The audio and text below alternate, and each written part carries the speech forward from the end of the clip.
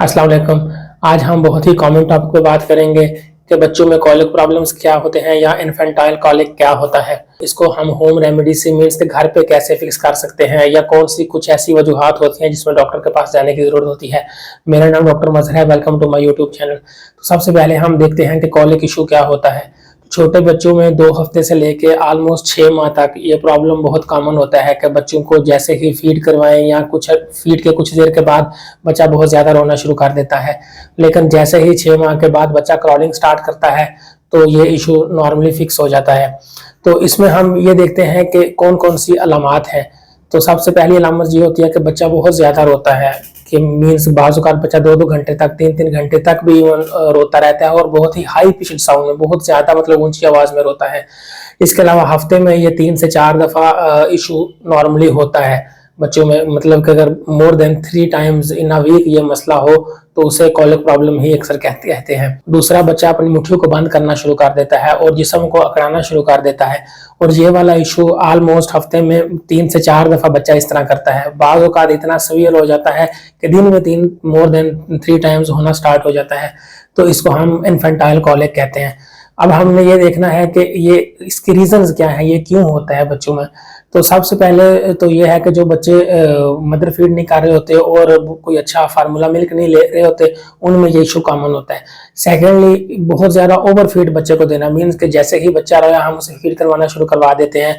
तो इस वजह से ये इशू बच्चों में कॉमन होता है कि बच्चे को ओवर फीड नहीं करना चाहिए, प्रॉपर फीड के दरमियान गैप आना चाहिए ताकि बच्चे के स्टमक को भी रेस्ट मिल सके और प्रॉपरली बच्चा फीड कर सके।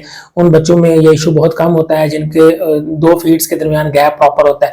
इसके अलावा क्योंकि बच्चा 3-4 माह तक या 5 माह तक जस्ट फीड पे होता है, दूध पे होता है, तो प्रॉपरली बच्चों में गैस का इशू रहता है। इसमें ये होता है कि आप जैसे ही बच्चे को फीड करवाएं उसे अपराइट पोजीशन में करवाएं, मीन्स के बच्चे का सर थोड़ा ऊंचा रखें और फीड के बाद 10 से 15 मिनट के लिए बच्चे को बैक पे टैप करते रहें। इसके अलावा इसको हम फिक्स कर सकते हैं। कुछ बच्चों में कॉलिक की मसाज होता है, मीन्स कि अगर बच्चे को ये इशू कॉमन है तो आप उसे कॉलिक की मसाज कर सकते हैं। इसके अलावा कुछ रीजंस होती हैं वाकई जिनमें पैथोलॉजिकल ये इशू पाया जाता है, जैसे कि जिसमें लैक्टोज इंटॉलरेंस कुछ बच्चों में होती है, मीन्स के मिल्क से एलर्जी होती है। तो ऐसे बच्चों को बहुत ज़्यादा आप देखेंगे टाइम के साथ बच्चा बहुत ज़्यादा रोता है, जैसे ही आप दूध देंगे बच्चा रोना शुरू कर देगा या मोशन कर देगा या वोमिट कर देगा। तो ऐसी सूरत में डेफिनेटली आप अपने पीडियाट्रिशियन को चेक करवाएं, क्योंकि ये वाला इशू आप घर पे फिक्स नहीं कर सकते। और इन केस अगर बच्चे को वाकई ही लैक्टोज इंटॉलरेंस है तो आपका डॉक्टर आपको लैक्टोज फ्री दूध सजेस्ट करके देगा, जो कि अगर बच्चे को उसके बाद होप्स हो ये वाला इशू सेटल डाउन हो जाएगा।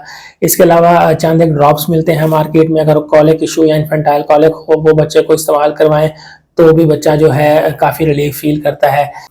और घर पे आप ग्राइप वाटर यूज़ करवा सकते हैं बच्चों को, जिन बच्चों को ये इशू होता है। नॉर्मली इस चीज़ से भी बच्चे ठीक हो जाते हैं।